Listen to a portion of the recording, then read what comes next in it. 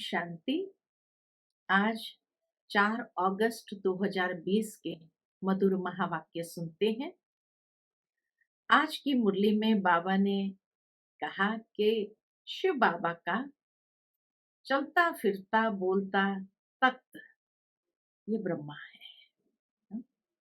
तो बाबा कहे, मीठे बच्चे, अकाल मूरत बाप का बोलता चलता तख्त ये ब्रह्मा है। जब वह ब्रह्मा में आते हैं तब तुम ब्राह्मणों को रचते हैं। प्रश्न है, अक्लमंद बच्चे किस राज को समझकर ठीक रीति से समझा सकते हैं? तो उत्तर है, ब्रह्मा कौन है और वह ब्रह्मा सो विष्णु कैसे बनते हैं? प्रजापिता ब्रह्मा यहाँ है, वह कोई देवता नहीं। ब्रह्मा ने ही ब्राह्मणों द्वारा ज्ञान यज्ञ रचा है। यह सब राज अक्लमंद बच्चे ही समझकर समझा सकते हैं। घोड़ेसवार और प्यादे तो इसमें मूंझ जाएंगे।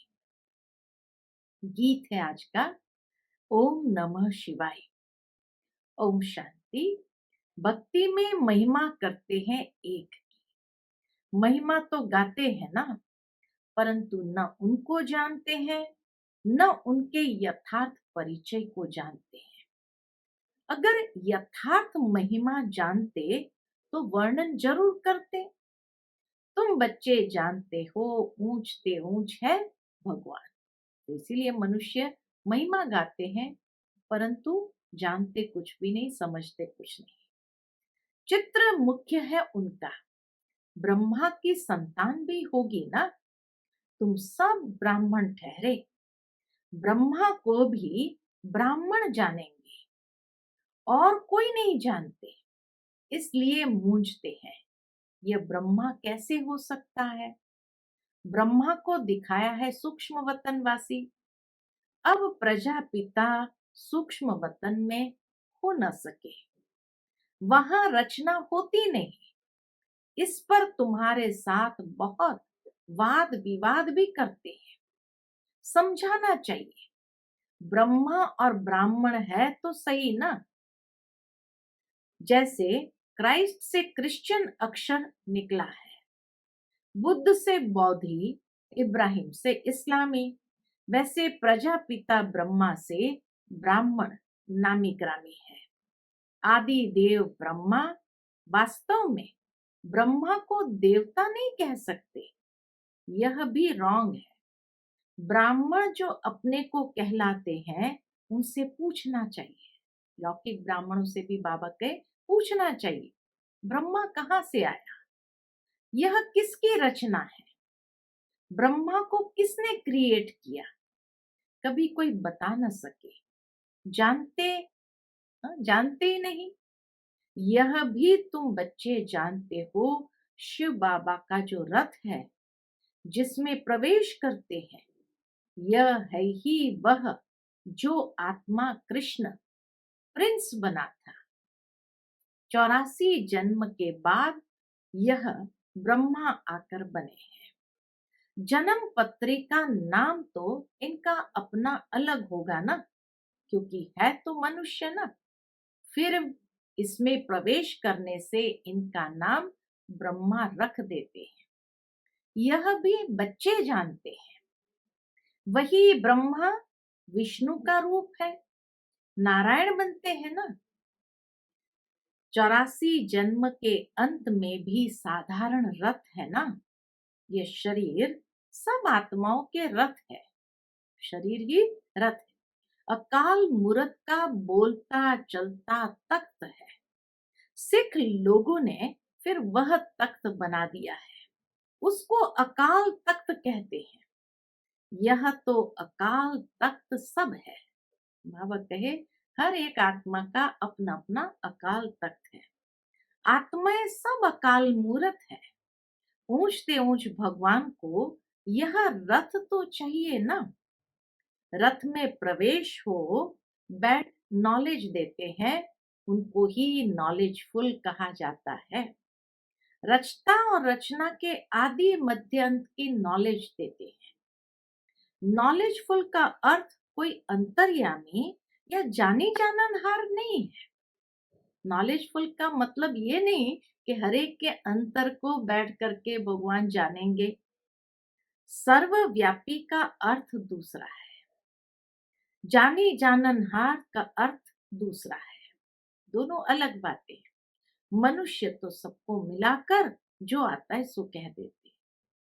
सर्वव्यापी का मतलब है एक एक में बैठा है, और जानी जाननहार का मतलब हर एक के अंदर को जानना है। अब सही क्या है? हर एक के अंदर को जानने वाला है भगवान, या हर एक के अंदर बैठा है? मनुष्य समझते नहीं, इसीलिए सबको मिला देते हैं। तो वास्तव में न अंदर बैठा है, न हर एक के अंदर को जानता है। बाबा कहे मुझे जानने की जरूरत नहीं है। मनुष्य तो सबको मिलाकर जो आता सो कहते जाते हैं। अभी तुम बच्चे जानते हो हम सब ब्राह्मण ब्रह्मा की औलाद है। हमारा कुल सबसे ऊंच है। वह लोग देवताओं को उच्च रखते हैं, क्योंकि सतयुग आदि में देवता हुए है। प्रजापिता ब्रह्मा की औलाद ब्राह्मण होते हैं। यह कोई जानते नहीं सिवाय तुम बच्चों के। उनको पता भी कैसे पड़े, जबकि ब्रह्मा को सूक्ष्म वतन में समझ लेते हैं। वह जिस्मानी ब्राह्मण अलग है जो पूजा करते हैं, धामा खाते हैं। तुम तो धामा आदि नहीं खाते हो। ब्रह्मा का राज अभी अच्छी रीति समझाना पड़ता है। बोलो और बातों को छोड़ो। बाप जिससे पतित से पावन बनना है, पहले उनको तो याद करो, फिर यह बातें भी समझ जाएंगे। थोड़ी बात में संशय पड़ने से बाप को ही छोड़ देते हैं। पहली मुख्य बात है अलफ और बे। बाप कहते हैं माँ में कम याद करो। मैं जरूर किसमें तो आऊंगा ना, उनका नाम भी होना चाहिए। उनको आकर रचता हूँ। ब्रह्मा के लिए तुमको समझाने का बहुत अक्ल चाहिए। प्यादे घोड़ेस्वार मूंझ पड़ते हैं, अवस्था अनुसार समझाते हैं ना। प्रजापिता ब्रह्मा तो यहाँ है। ब्राह्मणों द्वारा ज्ञान यज्ञ रचते हैं, तो जरूर ब्राह्मण ही चाहिए ना। प्रजापिता ब्रह्मा भी यहाँ चाहिए, जिससे ब्राह्मण हो। ब्राह्मण लोग कहते भी हैं हम ब्रह्मा की संतान है। समझते हैं परंपरा से हमारा कुल चला आता है, परंतु ब्रह्मा कब था वह पता नहीं है।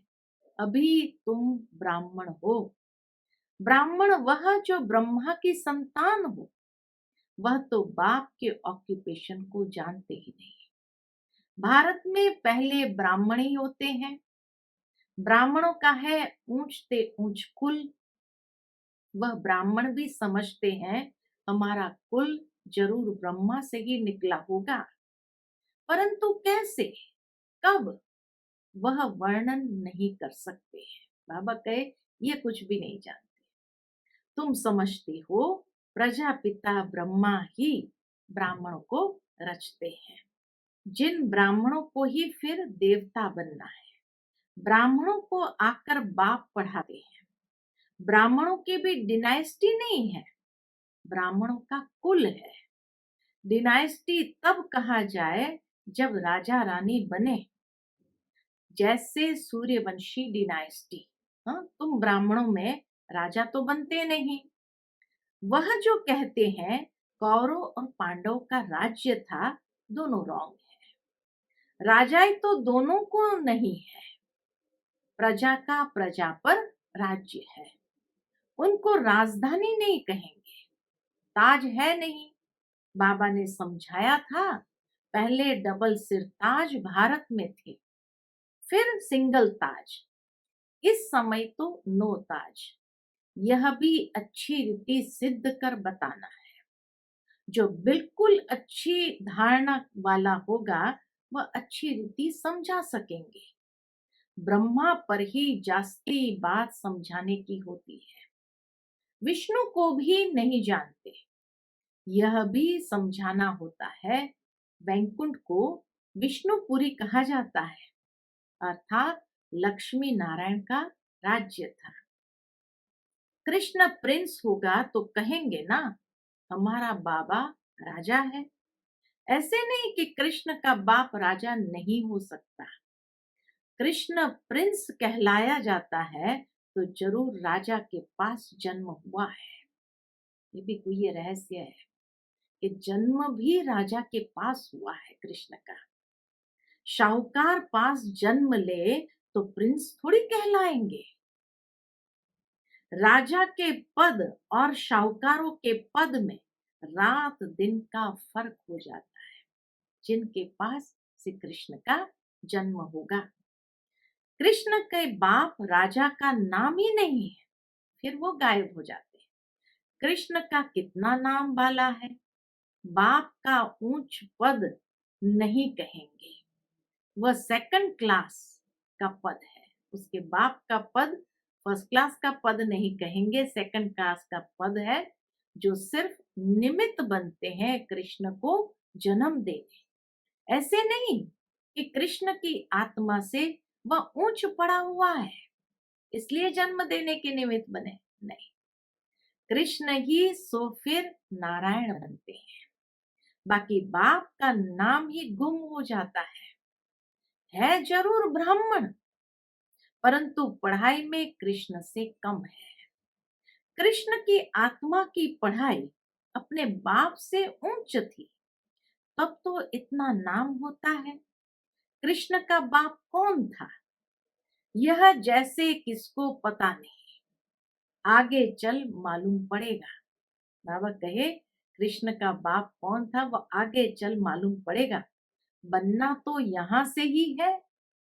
राधे के भी माँ बाप तो होंगे ना, परंतु उनसे राधे का नाम जास्ती है, क्योंकि माँ बाप कम पढ़े हुए हैं। राधे का नाम उनसे ऊंच हो जाता है। यह है डिटेल की बातें, बच्चों को समझाने के लिए। सारा मदार पढ़ाई पर है, ब्रह्मा पर भी समझाने का अकल चाहिए। वही कृष्ण जो है, उनकी आत्मा ही 84 जन्म भोगती है। तुम भी 84 जन्म लेते हो, सब इकट्ठे तो नहीं आएंगे। जो पढ़ाई में पहले पहले होते हैं वहां भी वह पहले आएंगे। बाबा कहे जो पढ़ाई में पहले पहले होंगे वही वहां भी पहले आएंगे। नंबरवार तो आते हैं ना, ये बड़ी महीन बातें हैं। कम बुद्धि वाले तो धारण कर न सके, नंबरवार जाते हैं। तुम ट्रांसफर होते हो नंबरवार। कितनी बड़ी क्यू है। जो पिछाड़ी में जाएंगे नंबरवार अपने अपने स्थान पर जाकर निवास करेंगे। सबका स्थान बना हुआ है। यह बड़ा वंडरफुल खेल है, परंतु कोई समझते नहीं है। इनको कहा जाता है कांटों का जंगल। यहाँ सब एक दो को दुख देते रहते हैं। वहां तो नेचुरल सुख है, यहाँ है आर्टिफिशियल सुख। रियल सुख एक बाप ही देने वाला है। यहाँ है काग विष्टा के समान सुख। दिन प्रतिदिन तमो प्रधान बनते जाते हैं। कितना दुख है। कहते हैं बाबा माया के तूफान बहुत आते हैं, माया उलझा देती है, दुख की फीलिंग बहुत आती है। सुखदाता बाप के बच्चे बनकर भी अगर दुख की फीलिंग आती है तो बाप कहते हैं बच्चे यह तुम्हारा बड़ा कर्म भोग है। बाप का बनकर अगर दुख की फीलिंग आती है तो बाप कहते बच्चे ये तुम्हारा बड़ा कर्म भोग है। जब बाप मिला तो दुख की फीलिंग नहीं आनी चाहिए। जो पुराने कर्म भोग है उसे योग बल से चुक्त करो। अगर योग बल नहीं होगा तो मोचरा खाकर चुक्त करना पड़ेगा। मोचरा और मानी तो अच्छा नहीं, अर्थात सजा खाकर पद पाना तो अच्छा नहीं। पुरुषार्थ करना चाहिए, नहीं तो फिर ट्रिब्यूनल बैठती है। प्रजा तो ढेर है, यह तो ड्रामा अनुसार सब गर्भ जेल में बहुत सजाएं खाते हैं। आत्माएं भटकती भी बहुत है, कोई कोई आत्मा बहुत नुकसान करती है। जब कोई में अशुद्ध आत्मा का प्रवेश होता है तो कितना हैरान होते हैं। नई दुनिया में यह बातें होती नहीं। अभी तुम पुरुषार्थ करते हो, हम नई दुनिया में जाएं। वहां जाकर नए नए महल बनाने पड़ेंगे। राजाओं के पास जन्म लेते हो जैसे कृष्ण जन्म लेते हैं, परंतु इतने महल आदि सब पहले से थोड़ी होते हैं। वह तो फिर बनाने पड़े। कौन रचते हैं? जिनके पास जन्म लेते हैं। गाया हुआ भी है, राजाओं के पास जन्म होता है। क्या होता है सो तो आगे चल देखना है। बाबा ने आगे रहस्य क्लियर नहीं किया। बाबा कहे फिर क्या होता है, आगे चल देखना। अभी थोड़ी बाबा बताएंगे, वह फिर आर्टिफिशियल नाटक हो जाए, इसलिए बताते कुछ भी नहीं है। ड्रामा में बताने की नूंद नहीं। बाप कहते हैं मैं भी पाठधारी हूँ। आगे की बातें पहले से ही जानता होता तो बहुत कुछ बतलाता। पाठधारी है ना, समय पर पाठ खुलता जाता है। बाबा अंतर्यामी होता तो पहले से बताता। बाप कहते हैं नहीं, ड्रामा में जो होता है उनको साक्षी हो देखते चलो, और साथ साथ याद की यात्रा में मस्त रहो। इसमें ही फेल होते हैं, याद की यात्रा में ही बाबा कहे फेल होते हैं। ज्ञान कभी कम जास्ती नहीं होता, याद की यात्रा ही कभी कम कभी जास्ती होती है। ज्ञान तो जो मिला है सो है ही है। याद की यात्रा में कभी उमंग रहता है, कभी ढीला नीचे ऊपर यात्रा होती है। ज्ञान में तुम सीढ़ी नहीं चढ़ते हो। ज्ञान को यात्रा नहीं कहा जाता, यात्रा है याद की। बाप कहते हैं याद में रहने से तुम सेफ्टी में रहेंगे। देह अभिमान में आने से तुम बहुत धोखा खाते हो, विक्रम कर देते हो। काम महाशत्रु है, उनमें फेल हो पड़ते हैं। क्रोध आदि की बाबा इतनी बात नहीं करते, जितना बाबा कहे काम महाशत्रु है। ज्ञान से या तो है सेकंड में जीवन मुक्ति, या तो फिर कहते सागर को स्याही बनाओ तो भी पूरा नहीं। ज्ञान से सेकंड में जीवन मुक्ति, या तो ज्ञान इतना अच्छा है जो सागर की स्याही बनाओ तो भी पूरा नहीं हो, या तो सिर्फ कहते हैं अलफ को याद करो, इतना ही ज्ञान है। याद करना किसको कहा जाता है यह थोड़ी जानते हैं। कहते हैं कलयुग से हमको सतयुग में ले चलो, पुरानी दुनिया में है दुख। देखते हो बरसात में कितने मकान गिरते हैं, कितने डूब जाते हैं। बरसात आदि या नेचुरल कैलेमिटीज भी होगी, यह सब अचानक होता रहेगा। कुंभकर्ण की नींद में सोए हुए हैं, विनाश के समय जागेंगे फिर क्या कर सकेंगे, मर जाएंगे। धरती भी जोर से हिलती है, तूफान बरसात आदि सब होता है।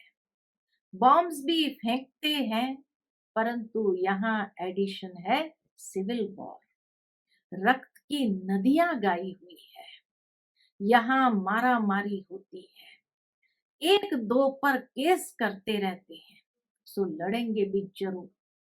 सब है निधन के, तुम हो धनी के। कोई लड़ाई आदि तुमको नहीं करनी है, तुम्हें किसी से लड़ाई नहीं करनी है। ब्राह्मण बनने से तुम धनी के बन गए। धनी बाप को या पति को कहते हैं। शिव बाबा तो पतियों का पति है। सगाई हो जाती तो फिर कहते हैं हम ऐसे पति के साथ कब मिलेंगे। आत्माएं कहती है शिव बाबा हमारा तो आपसे हमारी तो आपसे सगाई हो गई है। आत्माएं कहती है शिव बाबा हमारी तो आपसे सगाई हो गई, अब आपसे हम कैसे मिले। कोई तो सच लिखते हैं, कोई तो बहुत छिपाते हैं।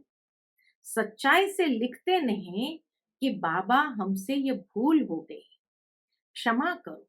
अगर कोई विकार में गिरा तो बुद्धि में धारणा हो नहीं सकती।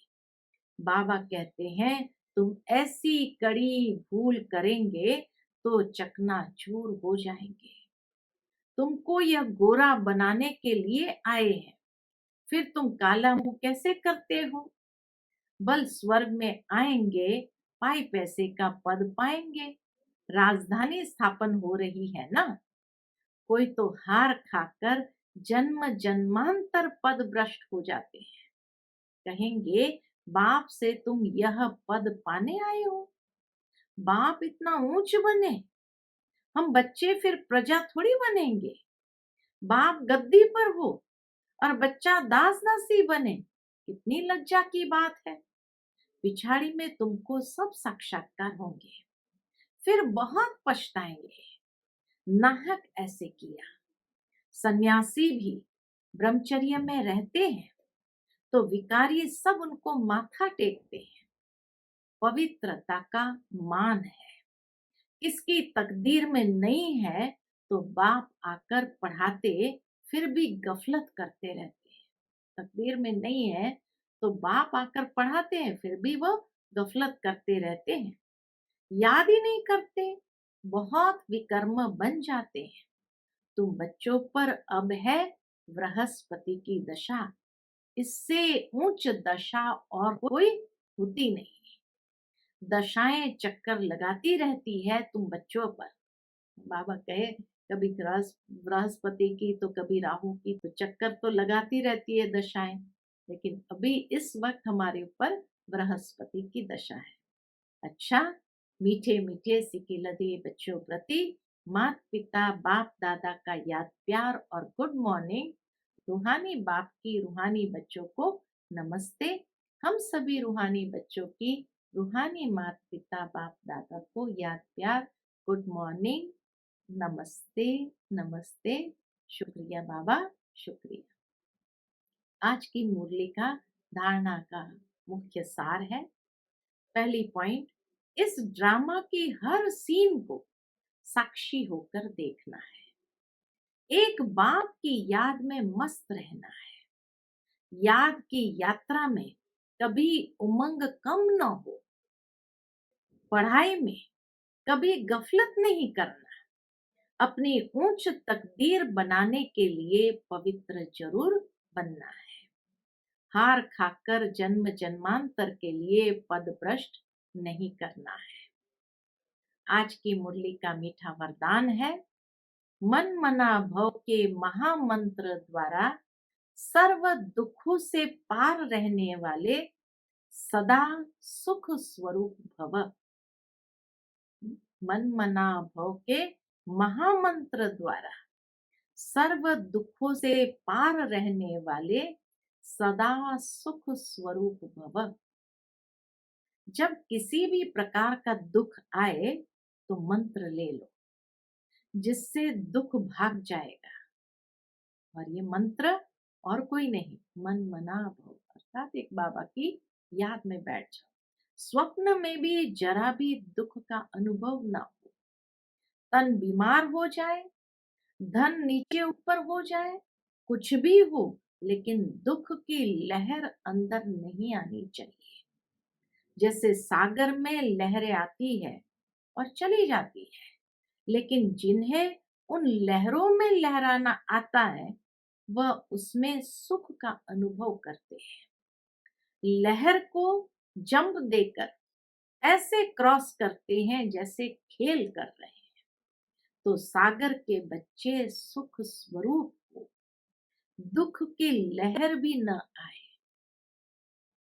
आज का स्लोगन है, हर संकल्प में दृढ़ता की विशेषता को, हर संकल्प में दृढ़ता की विशेषता को प्रैक्टिकल में लाओ तो प्रत्यक्षता हो जाएगी। हर संकल्प में दृढ़ता की विशेषता को प्रैक्टिकल में लाओ तो प्रत्यक्षता हो जाएगी, अर्थात बहुत फास्ट परिवर्तन हम अपना कर सकेंगे और प्रत्यक्ष कर सकेंगे। अच्छा, Om Shanti. To watch Peace of Mind channel videos on YouTube, subscribe us on youtube.com/tvpeaceofmind. Just a click for a peaceful life.